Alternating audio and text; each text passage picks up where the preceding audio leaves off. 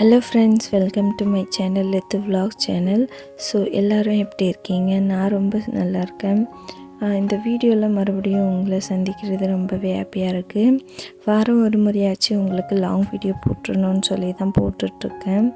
So அதுக்காக தான் இந்த வீடியோ வந்து டிஎம்ஐல் விலாகு. ஸோ ஒன் டே என்னென்ன போச்சு எனக்கான டே வந்து அப்படின்னு உங்கள்கிட்ட ஷேர் பண்ணிக்கிறேன். ஸோ இந்த வீடியோ கண்டிப்பாக உங்களுக்கு இன்ட்ரெஸ்டிங்காக இருக்கும். நடுவுலையும் உங்களுக்கு கொஞ்சம் இன்ட்ரெஸ்டிங்கானதாக உங்களுக்கு குக்கிங் எல்லாம் சொல்லியிருக்கேன். ஸோ அதுக்கப்புறம் பார்த்திங்கன்னா கிச்சன் டிப் வந்து லாஸ்ட்டில் சொல்லியிருக்கேன். ஸோ கிச்சன் டிப்ஸ் உங்களுக்கு வேணும் அப்படின்னாலும் ஸ்கிப் பண்ணாமல் பார்த்து என்ஜாய் பண்ணுங்கள். ஸ்கிப் பண்ணிங்க அப்படின்னா உங்களுக்கு என்ன சொல்கிறேன்னே புரியாது. ஸோ ஸ்கிப் பண்ணாமல் பார்த்து என்ஜாய் பண்ணுங்கள். அண்ட் வந்து இந்த வீடியோ லாஸ்ட்டில் நீங்கள் பார்த்தீங்க அப்படின்னா சப்ஸ்கிரைப் பண்ணி பெல் ஐக்கானும் கிளிக் பண்ணிக்கோங்க. அப்போ தான் நான் போடுற வீடியோஸ் ரெகுலராக வரும். சரி, வாங்க வீடியோக்குள்ளே போகலாம். ஸோ ஃபஸ்ட்டு என்னடா ஃபிஷ்ஷை காட்டுறாலேன்னு பார்க்காதீங்க. ஃபஸ்ட் வந்து காலையிலே வந்து ஃபிஷ் எடுத்துகிட்டு வந்திருந்தாங்க, மீன் எடுத்துகிட்டு வந்திருந்தாங்க. ஸோ அதை வந்து நாங்கள் மேரினேட் பண்ணி ஃப்ரை பண்ணிடலாம் அப்படின்னு சொல்லி தான் அதுக்கு வந்து தேவையான மசாலா வந்து போட்டுட்ருக்கோம்.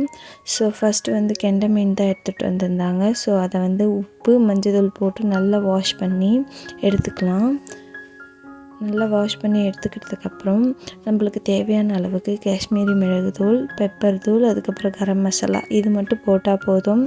நம்மளுக்கு தேவையான அளவுக்கு போட்டால் போதும். ஏன்னா நம்ம அதிகமான காரம் சேர்த்தாலும் நம்மளுக்கு வந்து சாப்பிட வந்து நல்லா இருக்காது. ஸோ அதனால் உங்களுக்கு எவ்வளோ தேவையோ அதுக்கு மட்டும் தேவையான அளவுக்கு போட்டுக்கோங்க. லாஸ்ட்டில் வந்து மஞ்சத்தூள், உப்பு நல்லா வந்து தடவி விட்டு ஒரு 2 மணி நேரம் வந்து ஊற வச்சுருங்க ஃப்ரீசரில் வச்சு. அதுக்கப்புறம் வந்து தவாவில் போட்டு நல்லா வறுத்து எடுத்தீங்க அப்படின்னா நல்ல ஒரு கிறிஸ்பியான ஃபிஷ் ஃப்ரை வந்து கிடைக்கும் உங்களுக்கு. ஸோ இது கெண்டை மீன்ன்றதுனால ஸோ அதை வந்து நாங்கள் லைட்டாக தான் ஃப்ரை பண்ணுறத வந்து கிறிஸ்பியாக விட்டோம். ஸோ சீக்கிரமாக வெந்துடும் இல்லைங்களா ஃபிஷ்ஷை பொறுத்த வரைக்கும், அதனால் வந்து லைட்டாக தான் விட்டோம். உங்களுக்கு நீங்கள் எப்படி எடுக்கிறீங்க அப்படின்றத பார்த்து நீங்கள் வந்து அதை வறுத்திடுங்க.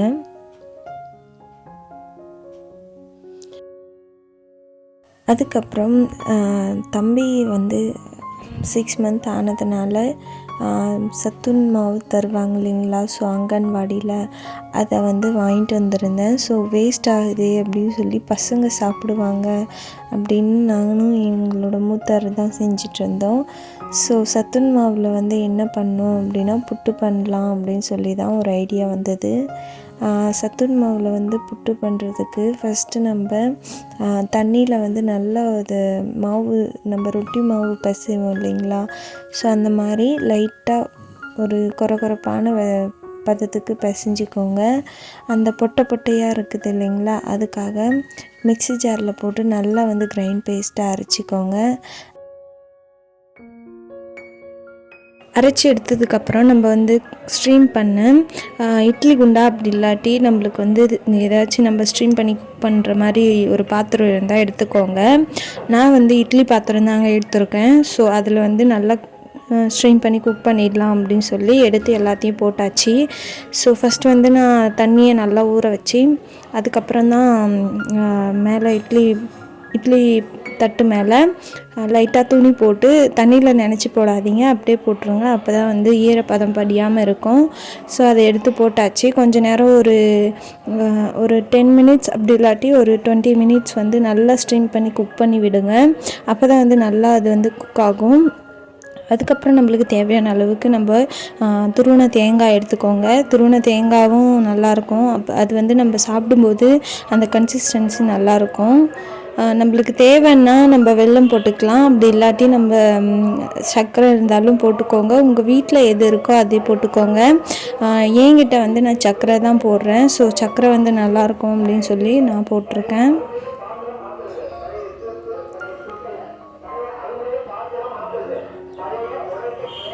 அதுக்கப்புறம் சர்க்கரை கூடயே நம்ம வேர்க்கடலையும் வறுத்து அதை கிரைண்ட் பேஸ்ட்டாக அரைச்சி நம்ம சேர்த்துக்கிட்டோம் அப்படின்னாலும் நல்லா தான் இருக்கும். வெல்லம் சேர்க்குறீங்கனாலும் இதை சேர்த்துக்கோங்க, நல்லா தான் இருக்கும். கொஞ்சம் ஒரு பிடி அளவுக்கு இல்லாட்டி ஒரு 2 பிஞ்ச் அளவுக்கு வந்து ஏலக்காய் தூள் வந்து சேர்த்துக்கோங்க, நல்லாயிருக்கும். மனம் வந்து நல்லாயிருக்கும்.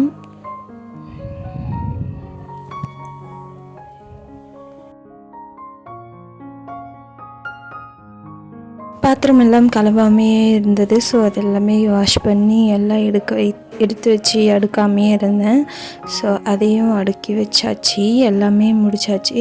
கிச்சனை பொறுத்த வரைக்கும் நம்மளுக்கு எல்லாருமே க்ளீனாக இருக்கணும் அப்படின்னு நினைப்போம். ஸோ லேடிஸை பொறுத்த வரைக்கும் கிச்சன் வந்து எது க்ளீனாக இருக்கு இல்லையோ, கிச்சன் அந்த கேஸ் அடுப்பு எல்லாமே க்ளீனிங்காக இருக்கணும்னு நினைப்போம். ஸோ என்னோடய மைண்ட் செட்டும் அப்படி தாங்க.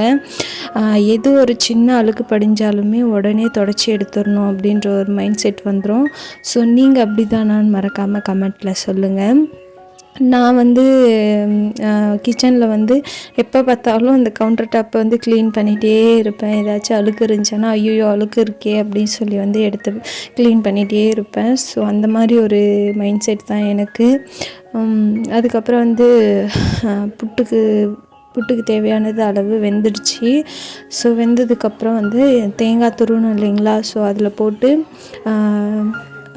சர்க்கரையும் ஒரு 2 பிஞ்ச் அளவுக்கு வந்து ஏலக்காய் தூள் சேர்த்துக்கோங்கன்னு சொன்னேன் இல்லைங்களா, ஸோ அதை வந்து சேர்த்துக்கலாம். சேர்த்துட்டு சாப்பிட்டு பார்த்தோம், பசங்களுக்கும் கொடுத்தோம். ஸோ நல்லா சாப்பிட்டாங்க. ஸோ இந்த மாதிரி ஹெல்த்தியான ஃபுட் வந்து நம்ம பசங்களுக்கு செஞ்சு தந்தோம் அப்படின்னா நல்லா வந்து சாப்பிடுவாங்க. சாப்பிடாத பசங்க கூட நல்லா விரும்பி சாப்பிடுவாங்க. ஸோ இந்த மாதிரி நம்ம ட்ரை பண்ணோம் அப்படின்னா அவங்களுக்கு ஹெல்த்தியான ஃபுட் வந்து நல்லாயிருக்கும். ஸோ அவங்களுக்கு பிடிச்ச மாதிரியும் இருக்கும். ட்ரை பண்ணி பாருங்கள். எனக்கு இதில் ரொம்ப பிடிச்சது வந்து மணி பிளான்ட் வச்சுருந்தேன். ஸோ ரொம்பவே பிடிச்சமான ஒன்று எனக்கு. மணி பிளான்ட் வந்து நான் இப்போ தான் வைக்க ஸ்டார்ட் பண்ணேன். பார்க்கவே ரொம்ப சூப்பராக இருக்குது. அந்த கிச்சன் வந்து ரொம்ப அழகாக இருக்கும். அந்த மணி பிளான்ட் வச்சா நம்மளுக்கு ஒரு க்ரீன் பீஸ்ஃபுல்லான ஒரு மைண்ட் செட் வரும் நம்மளுக்கு.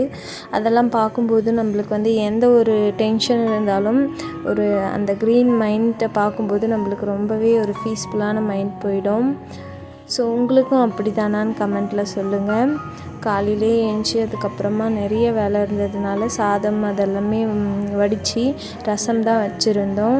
என்னடா பிரேக்ஃபாஸ்ட்டுக்கு இதே செஞ்சுருக்கோமே அப்படின்னு பார்க்காதீங்க. ஏன்னா பிரேக்ஃபாஸ்ட்டுக்கு இது செஞ்சுட்டு லஞ்சுக்கு வெஜிடபிள் சோயா சாஸ் பிரியாணி செஞ்சுருந்தோம். ஸோ அதையும் உங்களுக்கு நான் ஷேர் பண்ணியிருக்கேன். ஸோ மறக்காமல் பாருங்கள்.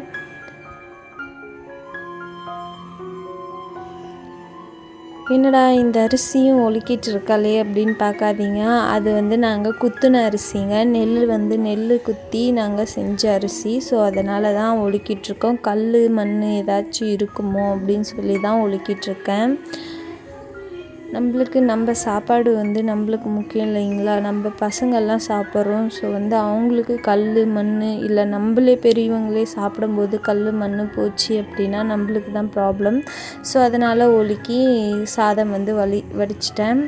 ரசமும் தாளிச்சிட்டு அவரைக்காய் பொரியல் பண்ணலாம் அப்படின்னு சொல்லி வந்து அவரைக்காய் பொரியல் நல்லா பொடி பொடியாக நசுக்கி அதை வந்து நல்லா வேக வச்சுட்டேன். ஃபஸ்ட்லேயே வேக வச்சுட்டு நம்மளுக்கு நார்மலாக நம்ம எப்படி தாளிப்போமோ அந்த மாதிரி தான் தாளிச்சிக்கலாம். ஸோ ஃபஸ்ட்டு வந்து அவரைக்காய் பொரியல் பண்ணுறதுக்கு ஒரு வெங்காயம் வந்து நல்லா பொடியாக நறுக்கிக்கோங்க. தக்காளி தேவையில்லை. அப்புறம் நம்ம கருவேப்பிலையும் கொஞ்சமாக இஞ்சி பூண்டு பேஸ்ட்டு, அதுக்கப்புறம் வந்து லாஸ்ட்டில் நம்மளுக்கு தேவையான அளவுக்கு மல்லித்தூள் தூவை. ஸோ அது மட்டும் வச்சுக்கோங்க. அவரைக்காய் பொரியல் பண்ணணும்னு சொல்லியிருந்தேன் இல்லைங்களா, ஸோ அதுக்காக எண்ணெய் கொஞ்சமாக விட்டு கடுகு கொஞ்சமாக போட்டுக்கோங்க. அப்புறம் நம்ம அரிஞ்சு வச்சுருந்த வெங்காயமும் கருவேப்பிலையும் போட்டு நல்லா வந்து வதக்கிக்கோங்க. வதக்கிட்டு இஞ்சி பூண்டு பேஸ்ட்டும் சேர்த்துக்கோங்க. அது சேர்த்ததுக்கப்புறம் வேக வச்சுருந்த காய்கறியை எடுத்து சேர்த்துப்போம். லாஸ்ட்டில் வந்து நம்மளுக்கு தேவையான முட்டை சேர்த்துக்கலாம். அப்படி இல்லைன்னா தேங்காயும் அதுக்கப்புறம் நம்ம பச்சை மிளகாய் இருக்குது இல்லைங்களா, ஸோ அதை வந்து பல்ஸ் மோடில் போட்டு கிரைண்ட் பேஸ்ட்டாக அரைச்சி லாஸ்ட்டில் வந்து நீங்கள் தூவி விட்டுட்டோம் அப்படின்னா நல்ல ஒரு டேஸ்ட்டில் இருக்கும். ட்ரை பண்ணி பாருங்கள். லைட்டாக நம்மளுக்கு வந்து உப்பு, காரத்துக்கு தேவையான மிளகு தூள் போட்டுக்கோங்க. லைட்டாக மஞ்சள் தூளும் போட்டுக்கோங்க. அப்போ தான் டேஸ்ட் வந்து நல்லாயிருக்கும். அப்படி இல்லாட்டி உங்களுக்கு தேவை அப்படின்னா போட்டுக்கோங்க, வேணான்னா ஸ்கிப் பண்ணிக்கலாம். சரிங்களா? ஸோ நான் வந்து போட்டிருக்கேன். அதே மாதிரி நம்மளுக்கு தேவைன்னா நம்ம மிளகாவும் போட்டுக்கலாம். பச்சை மிளகாய் இல்லைன்னா காஞ்சி மிளகாவும் போட்டுக்கலாம். காஞ்சி மிளகாய் போட்டாலும் நல்லா தான் இருக்கும். ஸோ அதையும் ட்ரை பண்ணி பாருங்கள். நல்லா வதங்கி வந்ததுக்கப்புறம் லாஸ்ட்டில் வந்து நான் வந்து எக்கு சேர்த்துக்கிட்டேன். எக் வந்து சேர்த்து நல்லா பரட்டி விட்டுட்டேன். பார்க்க நல்லா டேஸ்ட்டாக இருந்தது. அப்புறம் பிரேக்ஃபாஸ்ட்டுக்கு முடிச்சதுக்கப்புறம் லஞ்சுக்கு வந்து சோயா பீன்ஸ் பிரியாணி தாங்க செஞ்சுருந்தோம். கொஞ்ச நேரம் ரெஸ்ட் எடுக்கலாம் அப்படின்னு சொல்லி காலையிலேருந்து செஞ்சிட்ருக்குமே அப்படின்னு சொல்லி கொஞ்ச நேரம் போய் வீட்டில் வந்து மேலே என்னோடய ரூமில் வந்து நாங்கள் ரெஸ்ட் எடுத்துகிட்ருந்தோம்.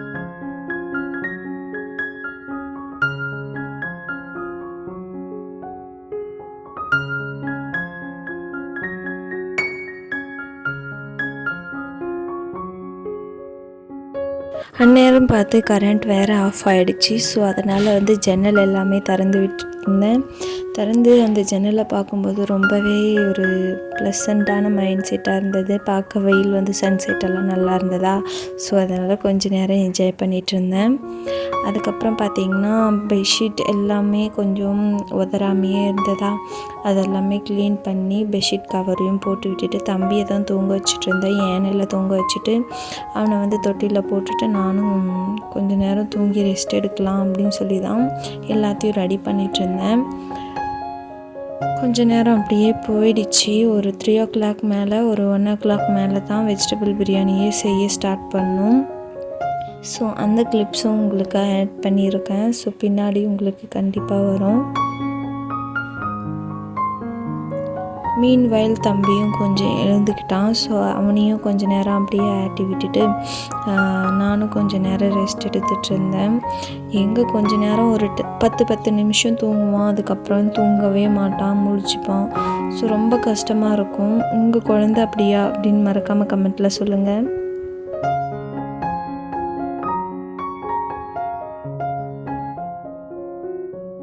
சோயா பீன்ஸ் பிரியாணி செய்யலாம் அப்படின்னு சொல்லி நம்மளுக்கு தேவையான அளவுக்கு காய்கறியெல்லாம் போட்டுக்கோங்க. நம்ம பிரியாணி செய்வோமோ அது மாதிரி நம்ம தாளிச்சிக்கலாம். ஃபஸ்ட்டு வெங்காயம், பட்டை, கிராம்பு அதெல்லாம் போட்டுட்டு நம்மளுக்கு பட்டாணி வேணும்னா பட்டாணி ஆட் பண்ணிக்கலாம். அப்புறம் கேரட்டு, பீன்ஸ் அது எல்லாமே சேர்த்துக்கோங்க. சேர்த்துட்டு நல்ல ஒரு கலரிட்டு நம்மளுக்கு தேவையான அளவுக்கு மிளகுத்தூள், என்ன மிளகுத்தூள்னா காஷ்மீரி மிளகுத்தூள் சேர்த்துக்கோங்க. நல்ல கலர் கொடுக்கும்.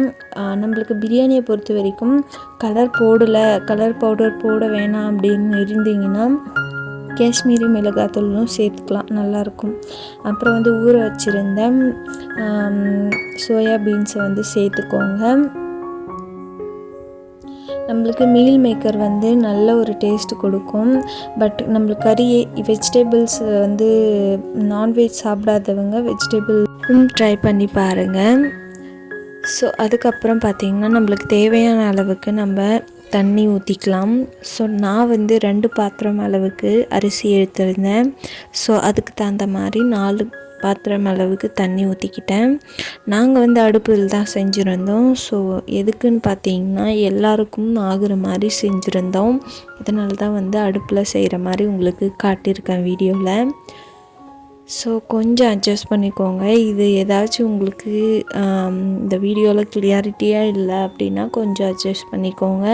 அண்ட் சாரி, இதுக்கு முன்னாடி வந்து நான் தண்ணி சேர்க்குறதுக்கு முன்னாடி தக்காளியை சேர்க்க மறந்துட்டேன். ஸோ தக்காளியை சேர்த்து நல்லா வதக்கிக்கோங்க. வதக்குனதுக்கப்புறம் வந்து நம்மளுக்கு தேவையான அளவு கர்ட் வேணும்னா கர்ட் சேர்த்துக்கோங்க. அதுக்கப்புறம் புதினா தேவையானாலும் புதினா போட்டுக்கோங்க. புதினா போட்டு லைட்டாக லெமன் வந்து பிழிஞ்சு விட்டுக்கோங்க. பிழிஞ்சு விட்டதுக்கப்புறம் தேவையான அளவுக்கு தண்ணி ஊற்றிக்கோங்க. தேவையான அளவு இல்லை, நீங்கள் எடுத்துக்கிட்ட அளவுக்கு தகுந்த மாதிரி எடுத்துக்கோங்க. நல்லா கொதித்து வந்ததுக்கப்புறம் அரிசியும் நான் போட்டாச்சு. ஸோ அரிசி போட்டதுக்கப்புறம் நல்ல ஒரு தம் அளவுக்கு விட்டுடலாம். ஸோ கொஞ்சமாக நம்மளுக்கு தண்ணி இருக்கிற மாதிரி தெரிஞ்சுது அப்படின்னா மூடி நம்மளுக்கு வந்து மேலே ஒரு நல்ல வெயிட்டான பொருளை வந்து வச்சு விட்டுருங்க. ஒரு 10 minutes வந்து நல்லா ஒரு தம் போட்டிங்க அப்படின்னா கண்டிப்பாக உங்களுக்கு வந்து ஒரு சுவையான மீல் மேக்கர் பிரியாணி ரெடி ஆகிடும். ஸோ உங்களுக்கு இந்த பிடிச்சிருந்து அப்படின்னா உங்களுக்கு ட்ரை பண்ணி பாருங்கள் இந்த மீல் மேக்கர் பிரியாணியை. அப்புறம் பார்த்திங்கன்னா கொஞ்சம் பருப்பு வந்து அதிகமாக இருந்தது, கடலப்பருப்பு. ஸோ அதையும் ஊற வச்சு வடை செய்யலாம் அப்படின்னு சொல்லி வடைக்காக எல்லாத்தையும் ரெடி பண்ணிகிட்டு இருந்தோம். ஸோ வடைக்கு வந்து என்ன பண்ணோம் அப்படின்னு பார்த்திங்கன்னா வடைக்கு இஞ்சி, பூண்டும் வந்து நம்ம அரைப்போம் இல்லைங்களா பருப்பில், ஸோ அப்போவே போட்டு அரைச்சிக்கோங்க. அப்படி அரைச்சோம் அப்படின்னா நம்மளுக்கு வந்து டேஸ்ட் வந்து நல்லாயிருக்கும். ஸோ சாப்பிடும்போதும் அந்த இஞ்சி பூண்டு வந்து நம்மளுக்கு மாட்டாமல் இருக்கும். ஸோ சாப்பிடும்போது நம்மளுக்கு டிஸ்டர்பன்ஸ் ஆகாது. நம்மளுக்கு தேவையான அளவுக்கு வெங்காயம், பச்சை மிளகாய், அப்புறம் தேவையான அளவுக்கு மல்லித்தூள். ஸோ இது வேணும்னா போட்டுக்கோங்க, இல்லை வேணான்னா ஸ்கிப் பண்ணிவிட்டு மல்லி இலை போட்டுக்கோங்க, சரிங்களா?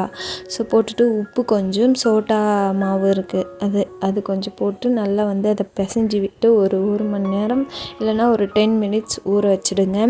ஊற வச்சு நல்லா உருண்டை நம்ம ஒரே சைஸ் போட்டு பிடிச்சிக்கோங்க. அப்போ தான் நம்ம சாப்பிடும்போது நல்ல ஒரு பதத்துக்கு நம்ம தட்டும்போதும் சரி சின்ன சைஸில் வரும். ஸோ பட்டையாக மொத்தையாக இல்லாமல் சாப்பிடும்போது டேஸ்டான நல்ல ஒரு இதாக இருக்கும். ஸோ ட்ரை பண்ணி பாருங்கள். உருண்டை பிடிக்கும்போது கரெக்டான லெவலுக்கு பிடிங்க. ஸோ இப்படி தான் பிடிக்கணும். அப்புறம் வந்து எல்லாமே செஞ்சதுக்கப்புறம் லஞ்சுக்கு பிரியாணியும் ஸோ வடையும் போட்டு சாப்பிட்டு முடித்தாச்சு. ஸோ லாஸ்ட்டில் உங்களுக்கு ஒரு கிச்சன் டிப்ஸ் சொல்கிறேன்னு சொல்லியிருந்தேன் இல்லைங்களா?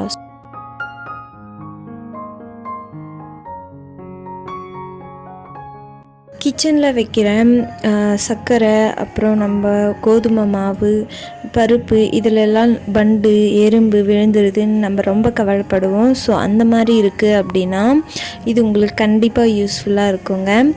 சர்க்கரையில் வந்து நம்மளுக்கு எறும்பு விடக்கூடாது அப்படின்னு இருந்தீங்கன்னா 2 கிராம்பை எடுத்து அது உள்ளே புதைச்சி வச்சு நம்ம வந்து டெய்லியும் யூஸ் பண்ணோம் அப்படின்னா எறும்பு கண்டிப்பாக ஏறவே ஏறாது. ட்ரை பண்ணி பாருங்கள்.